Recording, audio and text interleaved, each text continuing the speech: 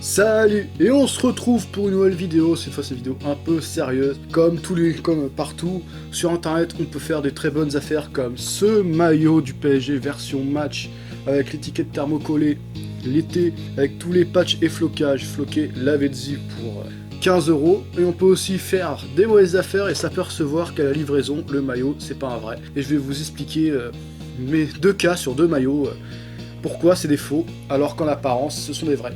Comme celui-ci que je vous avais montré une fois, c'est un maillot du Barça manche longue, avec en apparence qui est un vrai avec tous les trucs. Floqué Lionel Messi que j'ai eu pour aussi une quinzaine d'euros sur Vinted il y a quelques temps, l'année dernière. Je vais vous dire pourquoi celui-là, ce n'est pas un vrai. On va commencer par l'étiquette à l'intérieur, qui d'apparence est correcte, mais on voit qu'il y a des petits reliefs dessus, qui est un peu faiblarde. Étiquette un peu faiblarde. J'ai l'autre maillot en vrai, je vais vous le montrer juste après. Après le Nike, ça va, pas de souci. Là on peut voir que le logo du FC Barcelone, il est un peu pâle. On dirait que c'est un maillot qui est fait pour l'homme pâle. Puis même sur le logo, il y a des petites imperfections, des petits trucs. Je sais pas si c'est parce que c'est pas un vrai ou je sais pas, mais en tout cas, le logo du Barça, il est un peu pâle. Et des petites imperfections au niveau des traits. On peut voir des différences de taille entre les bandes rouges et les bandes jaunes du drapeau de la Catalogne. Bon, le patch LFP, je peux pas vous dire si c'est un vrai ou un faux.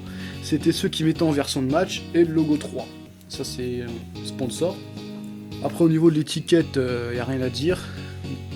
L'étiquette extérieure parce que c'est une étiquette à l'intérieur. Et ça je vais revenir dessus tout de suite. L'étiquette à l'intérieur, c'est vraiment le truc qu'il faut absolument demander au vendeur avant d'acheter le maillot. C'est ça qui va décider de ce maillot, si c'est un vrai ou un faux. Parce que ça, ceux qui font des contrefaçons, les étiquettes à l'intérieur, ils s'en tapent un peu. Parce que là, l'étiquette sur ce maillot, elle est un peu simple.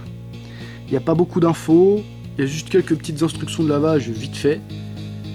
Et ça, chez Nike, c'est peut-être un peu léger. On va passer à l'arrière du maillot. On peut voir que le flocage, il n'y a pas de souci particulier. Mais juste qu'il y a un petit détail qui est différent par rapport au vrai, que j'ai sous la main après, c'est que le contour, il est en doré foncé. Alors que sur le vrai, le contour, il est plus clair. Je vais vous montrer maintenant le vrai maillot pour vous montrer les différences. Il y a évidemment des différences parce que c'est pas la même version. Déjà on va commencer, ça c'est une version boutique, avec le petit patch LFP normal, traditionnel. L'étiquette, dans le col, déjà on peut voir la différence entre le premier et le deuxième. Déjà celui-là il est opaque, on voit pas les reliefs. Et déjà même au toucher il est déjà moins fragile. Après, comme j'ai dit, les bandes dans le drapeau de la Catalogne, elles sont régulières. Il n'y a pas de petites imperfections. Le logo, il n'est pas pâle, il est bien coloré.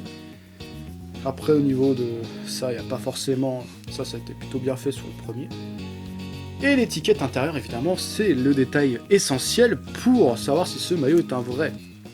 Déjà, les étiquettes de Nike, à l'époque de maillot de 2002 à 2010, elles sont comme ça. Tu as des instructions sur la première page avec les fabrications en noir et des instructions en rouge.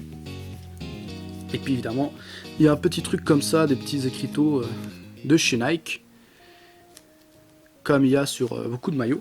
Et le flocage derrière, comme j'ai pu le dire, les contours sont pas foncés, les contours dorés sont plus clairs.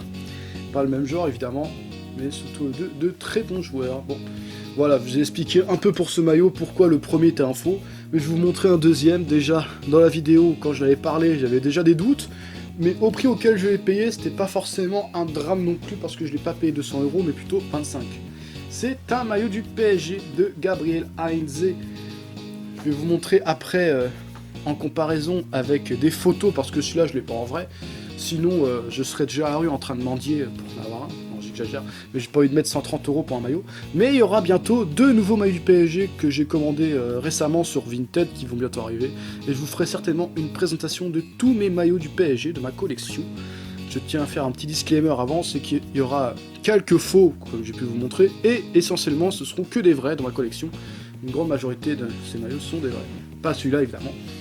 Déjà pour commencer, le patch LFP, je vais vous mettre une petite photo à côté pour vous montrer un peu à quoi ressemble le maillot. Le patch LFP n'est pas comme ça, il n'est pas brillant comme ça, il est en feutrine. Celui-là, il était arrivé la saison d'après pour la saison 2003-2004 et 2004-2005, comme j'ai pu vous montrer sur le maillot de Créteil Diadora floqué à Mirèche. C'était ces patchs-là. Ils sont assez chiants parce qu'ils se plient. Au départ, quand j'ai vu ça, je pensais juste que le vendeur s'était trompé en refloquant son maillot. Bon, ça pour 25 €, c'est pas un drame. Mais surtout, ce qui est assez inquiétant, c'est qu'on peut voir que normalement, ici, à l'intérieur, c'est blanc-gris. Et là, c'est tout noir. Quand j'ai vu ça, j'ai dit, ah, il y a peut-être un petit doute sur le maillot. Et là, comme on peut voir ici, ça a été Made in UK. Ça a été effacé, mais avant, j'ai pu le voir. Mais ces maillots, malheureusement, étaient fabriqués en Bulgarie pour l'année 2002-2003. Après, sur le devant, le Thomson, il n'y a pas de problème. Le PSG.fr est relativement propre. Comme le flocage derrière, un flocage Gabriel Heinze, numéro 2. Bon, malheureusement, il a trahi le PSG, mais il a fait ça proprement parce qu'il n'est pas parti directement à l'OM, comme ont pu le faire un certain Fabrice Fiorez et Frédéric Déhu. Bon, revenons un peu à nos moutons. L'étiquette à l'intérieur, elle est aussi très simpliste. Il y a juste un petit logo Nike. Bon, ils ont fait un petit effort quand même, mais ils auraient pu mettre une vraie étiquette. Normalement, l'étiquette, ça aurait été comme pour le Barça. Ça aurait été une étiquette longue avec des instructions en rouge. Mais là, en plus, ce qu'ils disent dessus, c'est que ça a été fabriqué au Maroc, alors que dans le col, c'était fabriqué en Angleterre. Là, quand j'ai vu ça, je dis, ah merde. Ah, on fait tous des erreurs quand on est collectionneur. On peut pas faire une collection qui est 100% parfaite. Il n'y a que des vrais, malheureusement. On se trompe. Même les meilleurs se trompent et continueront de se tromper de temps en temps. Après, je dis pas que ce maillot est moche, mais ce n'est pas un vrai. Je préfère le dire et le redire que d'induire les gens en erreur. Surtout quand vous achetez un maillot, avant de l'acheter, demandez au vendeur de vous mettre une photo de l'étiquette à l'intérieur. Soit que ce soit du thermocollé ou non, vaut mieux pas avoir de doute. Je vais vous montrer un maillot du PSG que j'ai déjà dû vous montrer il y a quelques temps. Ce maillot d'entraînement de la finale de la Coupe de France 2010. On va faire un petit zoom dessus parce que malheureusement avec le temps le logo s'est oxydé. Et les étiquettes à l'intérieur, ce sont les mêmes, quand je dis de 2002 à 2010, c'était des étiquettes qui sont comme ça normalement, elles sont comme ça les étiquettes des maillots Nike de l'époque. Tout simplement, il n'y a pas à chercher plus compliqué. Voilà, c'était une petite vidéo de prévention sur comment acheter des maillots sur Vinted. Ça, c'était que sur les maillots Nike. J'en ferai peut-être sur des maillots Adidas, mais je trouve que c'est un peu plus compliqué chez Adidas de confirmer l'authentification du maillot. Mais en tout cas, si vous voulez acheter, faites des recherches sur internet, allez demander sur des groupes Facebook à des collectionneurs qui s'y connaissent mieux que vous pour avoir des informations sur l'authentification des maillots. Bon, mettez pas le lien de l'annonce dans l'article, des personnes qui sont opportunistes peuvent vous piquer le maillot dans votre dos.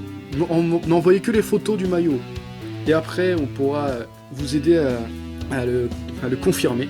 Et il y a aussi un site internet de vente de maillots de foot qui s'appelle yourfootballshirt.com qui sont tenus par des collectionneurs fiables qui peuvent authentifier vos maillots en envoyant des photos. Demandez des photos aux vendeurs et vous pouvez envoyer ces photos sur ce site. Les gens qui gèrent ce site peuvent vous authentifier le maillot et je trouve ça vraiment que c'est une démarche très intéressante. Et voilà, c'est tout pour cette vidéo. J'espère que ça vous a plu. Je reviendrai prochainement sur ma collection du Paris Saint-Germain avec déjà ce magnifique maillot et puis tous les autres, en espérant que cela vous plaira, évidemment. Et sur ce, je vous dis salut à tous!